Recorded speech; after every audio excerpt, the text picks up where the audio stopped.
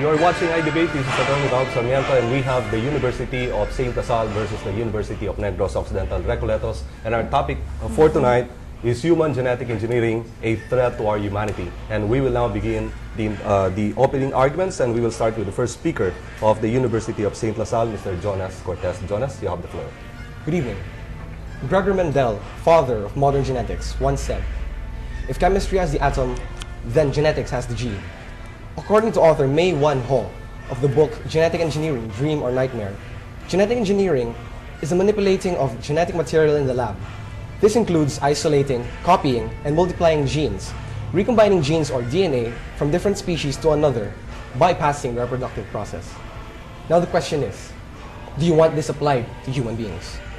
Human genetic engineering springs from the idea of genetic determinism, a term that is defined by Keith Campbell, co-designer of Dolly the Sheep, as the doctrine that all acts, choices, and events are inevitable consequence of an organism's genetic makeup. The sum of its genes or its genome, which in layman's terms means the genes make the man. But the fact remains, is this idea true, and does it again apply to human beings? Human genetic engineering is a threat to humanity. Genetic engineering itself is inherently hazardous. First of all, the process is not perfect. The National Academy of Sciences have stated that in their experiments, only 50% are successful. Secondly, there is something called epistasis, or the interaction between genes. Change one part of these genes, and it disrupts the whole. Lastly, according to Glasgow University in the United Kingdom, 17% of all experiments resulted in a mutation that killed the engineered cells. Technology has brought mankind to the point of today. He has now taken a glimpse of the instruction book that was once known only to God. If man plans this to be used only for good, history tells us that he has thought nothing but of himself, greed, and power. Science is not bad, but there is a bad science. You might call certain consequences interesting in mice and insects, but their surprises are nothing short of disastrous when they occur in human beings. Jonas, thank you very much. I'm just curious, has this technology already been applied to humans? This technology has not officially been applied to human beings, meaning they do not have recorded experiments. But as reality states, we do not really know what's happening out there. But there has been no official recording of these experiments. Thank you very much, Jonas. Now let's turn to the first speaker of University of Negros Occidental Recoletos. We have Ms. Nadine, Jensen, Hautea. Nadine, you have the floor.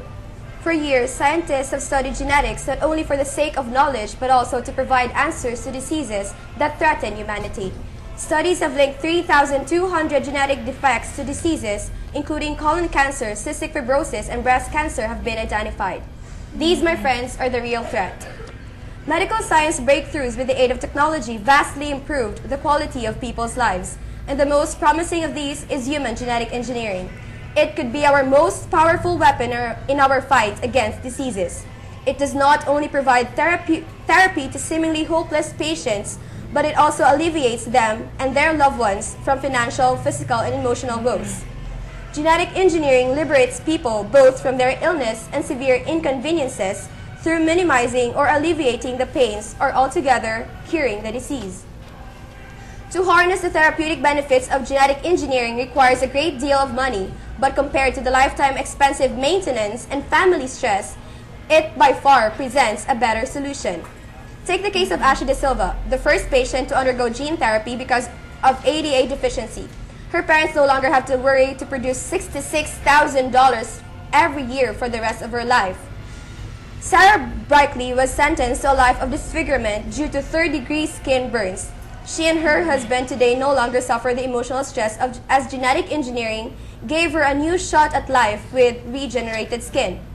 Cell regeneration benefits people like Raul Marcia, whose thumb, cut by some accident, was regenerated through inserting healthy bone cells into his cut thumb.